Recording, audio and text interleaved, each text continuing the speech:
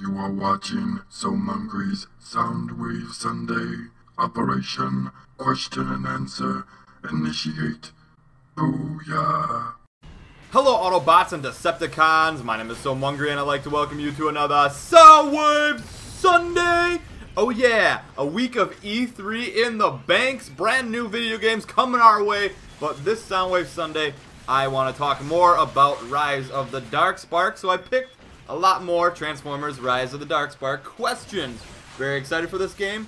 Also, next week there's a chance that there's not going to be a Soundwave Sunday because I got a lot of hoopla going on and I'll be out of my area, my crib, my pad, my zone. I won't be here for like the whole week.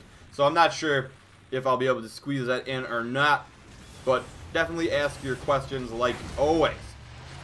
Any other general announcements? Do I have any? No, I don't think so. I think pretty much same old stuff, minus E3 things. I did a video or a vlog on my E3 thoughts. If you haven't watched it, check it out. I added some trailers of my top 5 video games in there, or the ones that I am most excited about. So check that out. Alright, let's jump into the questions. Our first question comes from El Gerando Robledo.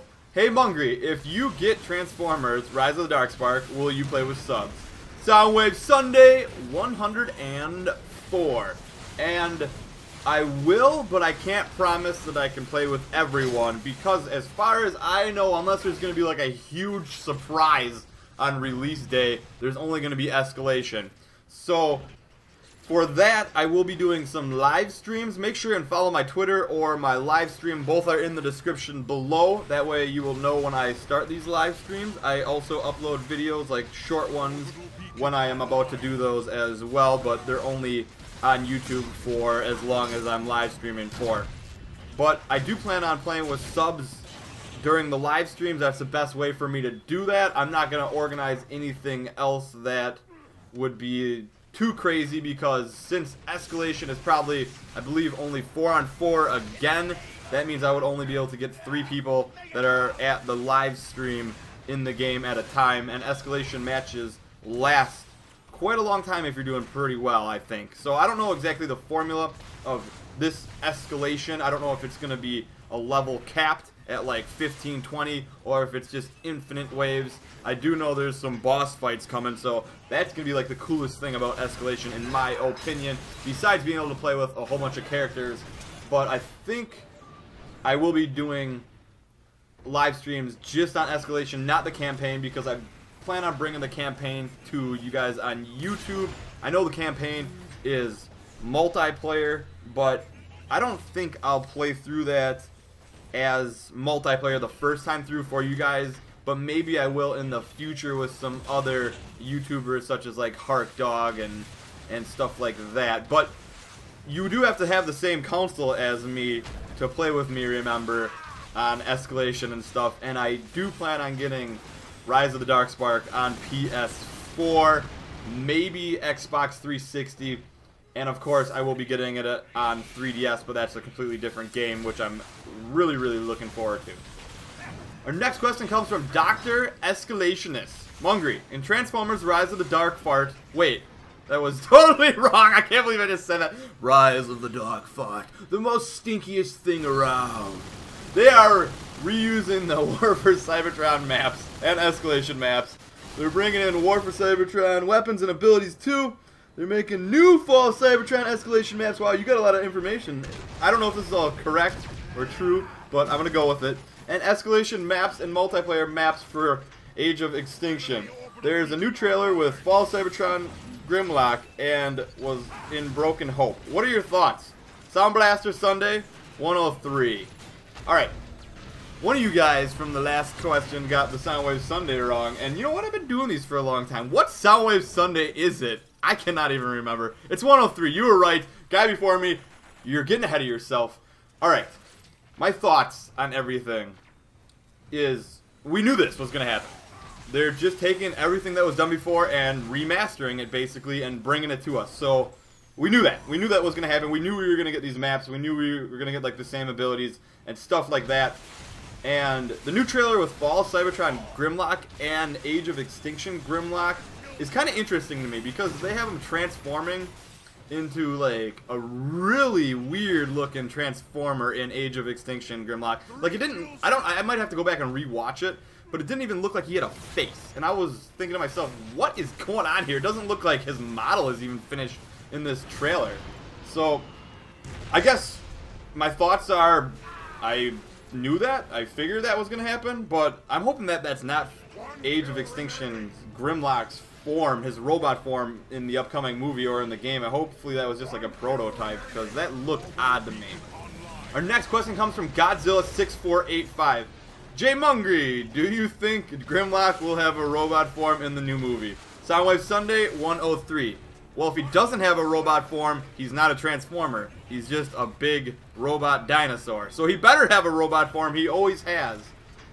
Our next question comes from Pixar Prime 10. Hey Mungry, is the G1 Transformers PS2 game the game that you recorded over your break and is one of your best Let's Plays? Knockout Sunday number 103. And no, it is not. And that game, I'm looking to upload it after I finish Age of Extinction stuff. Or excuse me, Rise of the Darkspark stuff. I'm looking forward to that playthrough a lot. I don't want it to be really overshadowed by other Transformers stuff going on, although that might happen, because each of the videos are gonna be pretty long. And when this series comes out, I recommend everyone to watch it, whether or not you're a fan of that particular game or not. And it's just, I think it was my best overall playthrough. I still stand by that. I don't know why, but every episode when I got done recording it back during my break, when I took a break a while ago, I was like, yeah, that was golden. I don't know, it sounds cocky, but that's just like a feeling that I had, and I was just like, wow. And I couldn't believe that I kept getting that same result over and over throughout the series, especially when some of the videos are well over 20 minutes long. So I'm very much looking forward to sharing that with you guys, but I want to make sure I release it at the correct time so that it gets the exposure that it deserves, in my opinion. Our next question comes from Alexandru Pires. Mungry, do you like the new model for Hound in Transformers 4? Soundwave Sunday number 103. And I heard some people talking a little bit of smack about this one, like, well, they're just making Bulkhead and it's basically just a rename of Hound. And maybe, I mean, it does look kind of like Bulkhead a little bit, but it's got that old man feel of Hound, in my opinion, that like down to earth, the one with nature. I mean, he's shown with like almost like, was it like a beard, or now I can't picture it visually, but I have seen it before, and he's got like the cigar in his mouth. I mean, he's like old man Hound there, and I like it. I think it's good, even though it does somewhat resemble Bulkhead. It's still cool, and I'm looking forward to seeing him in the movie. Our next question comes from SJG. Hey Mungry, if you can cross a Marvel hero with a DC hero, who would they be? What do they look like combined? What are their powers and weapons, and why? Well, Wolverine, because he can heal, and I think he would be a great combo with Batman, because Wolverine with all these different gadgets and just better sense of justice maybe would just be amazing, because then Batman would have some superpowers and he wouldn't be able to be stopped from like bullets and like swords and stuff like that. And what would he look like? Bottom half Batman, top half Wolverine, and then face big old cute kitty. And what are their powers and weapons? Obviously he would just have Wolverine's powers, because those are the only powers there, and weapons, anything that Batman can build, because he's a billionaire, and he would be the perfect superhero. Our next question comes from Jedi Mike. Hey Mungry, are you looking forward to seeing Teenage Mutant Ninja Turtles? Are you kidding me? Dudes in like virtual suits that make them into turtles, and then those turtles also have like some sort of suits or headgears on? Are you kidding me? Cowabunga, dude. I'm a huge Turtles fan, and although Michael Bay tends to destroy anything he touches, do not let him near your flower garden. Trust me, do not let him touch it. You will just have dead flowers everywhere. But I've kind of gotten over it. Michael Bay brings us his own version of whatever it is he's making, so I'm more or less looking forward to all the action and kind of just block out his story.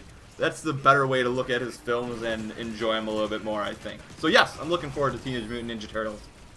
Our next question comes from Shadow Pirate X. Hey Mungry, if you were Unicron, what would you use your powers for? I've been asking this question for quite some time now. Also, if you could have one Mario power-up permanently applied to you, what would it be? Soundwave Sunday number 103. P.S. Metal Gear Rising Revengeance had a pretty good single-player campaign. P.S.S. Shoes. Alright, for your first question, what would I use my powers for if I was Unicron?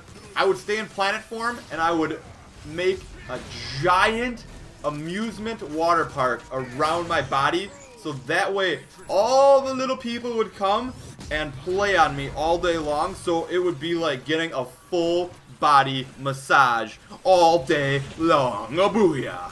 And secondly, Mario power-up permanently applied.